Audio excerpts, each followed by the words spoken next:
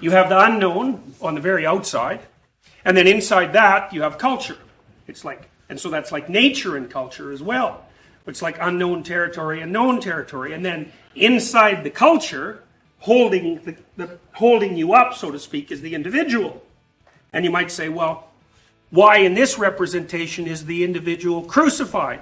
And the answer to that is quite straightforward. Life is mostly suffering. And there's more to it, though, than that. The other element, too, and this is part of the complex representational system that underlies the symbolic representation of the individuals. The individual is also something that can die and be reborn. And that symbolic representation already showed you in the figure of Jonah, right? Because the idea was there that some terrible thing swallowed this creature up, pulled it down into the depths, and then let it reemerge. And I would say that's happened to you people many times already, even though you probably don't know it. So think back on your experience. So let's lay out a couple of things that everybody knows about. Someone close to you died. Someone close to you got a serious illness. You got a serious illness. You were completely heartbroken because a relationship failed catastrophically. You were betrayed by a friend.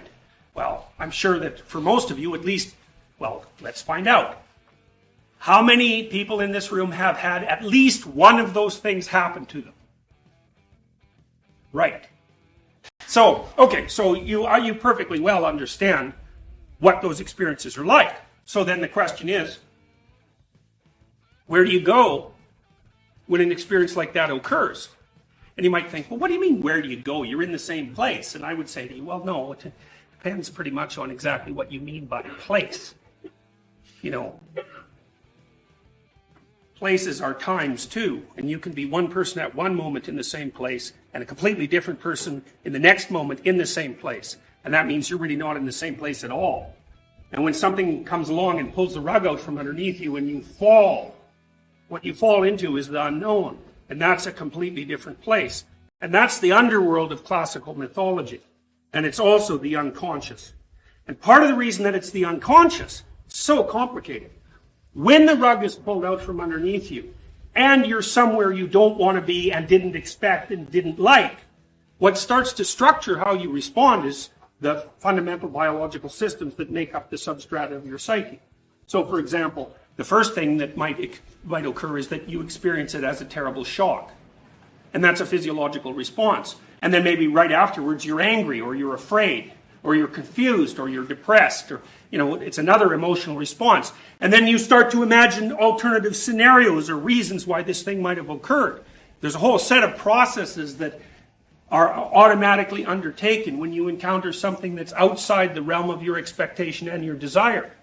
And if you understand that, and this is why I've told you all these complicated things today, if you understand that that's a different place, and that you cycle through that place and then back up to normal reality, and through that place and then back up to normal reality, multiple times throughout your life, you can see that, one, it's inevitable that the individual is something that suffers. Two, the individual is something that can suffer and then reconstitute itself as a consequence of that suffering.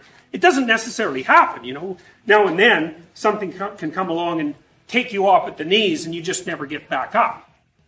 But the general human experience is that you learn as a consequence of your failures.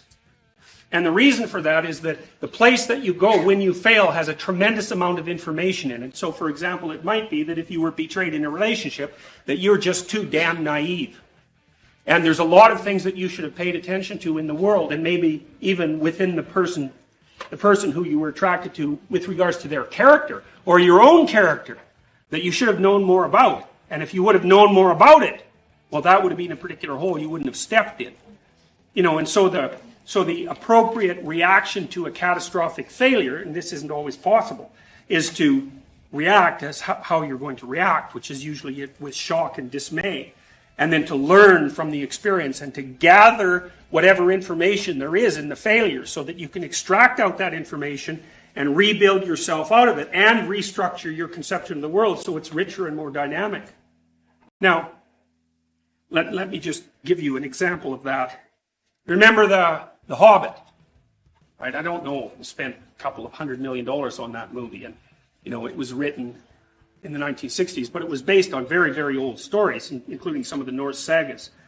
Remember the Hobbit at the beginning. I think we established that was Bilbo, right? So he lives in this little area called the Shire that's really protected. And he's kind of a little guy, and all the people in the Shire are kind of naive. It turns out in the Lord of the Rings that they're actually protected. There's these people called Striders that walk around the border who happen to be the sons of ancient kings who keep all the bad guys away, and the bloody hobbits don't even know it, and they're even kind of contemptuous of the Striders. But they're keeping these hobbits so that they can be naive and self-satisfied and somewhat ignorant and, a bit on the arrogant side without even knowing that they're being protected. Okay, well that's you. That's why you were hooked into the story right off the bat. And then they extract out one guy from this whole scenario who's, got a little bit more going for him than the typical hobbit, and he wants to go outside of this paradise, so to speak, to encounter the actual world. And it's so interesting because what's his role? What do they hire him as? A thief. Yeah, you think, geez, this is pretty weird. This guy's going on this developmental quest. He's going to turn into a hero. And what does he start by doing?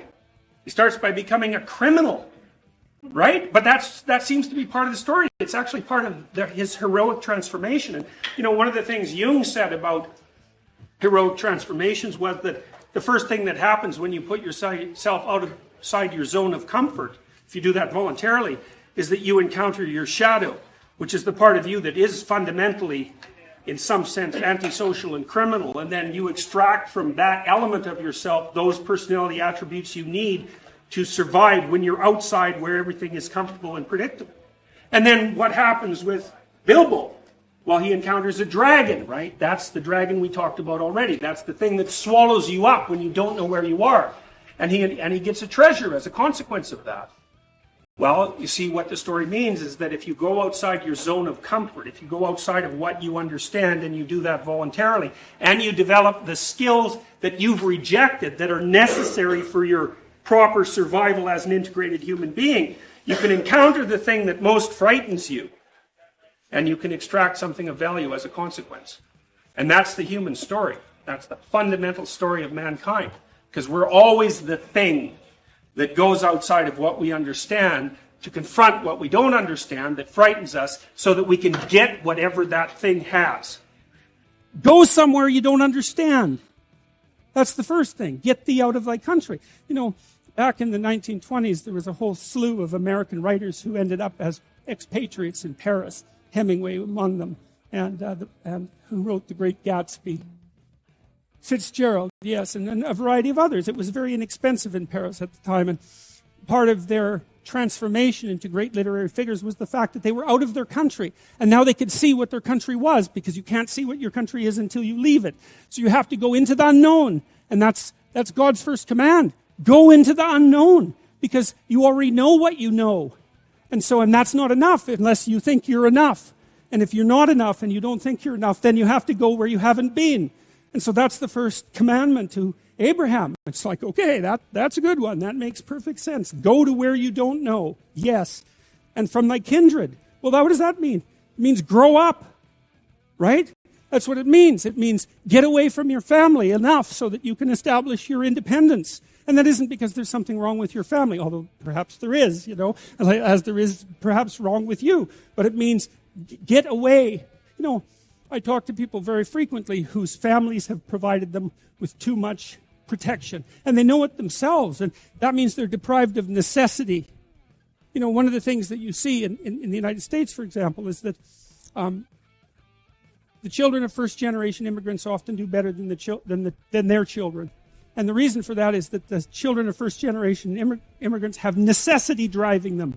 And you don't know how much you need necessity to drive you, because maybe you're not very disciplined. And if a catastrophe doesn't immediately befall you if you don't act forthrightly today, then maybe you never act forthrightly, right? Because the gap between your foolishness and the punishment is lengthened by your unearned wealth. And so you never grow up and learn, and you have to get yourself away from your dependency in order to allow necessity to drive you forward. And so you get away from your country, and you get away from your kin and from your father's house, right? And you go out there and you establish yourself in the world. It's a call to adventure. That's what the first lines in the Abrahamic story is, a call to adventure.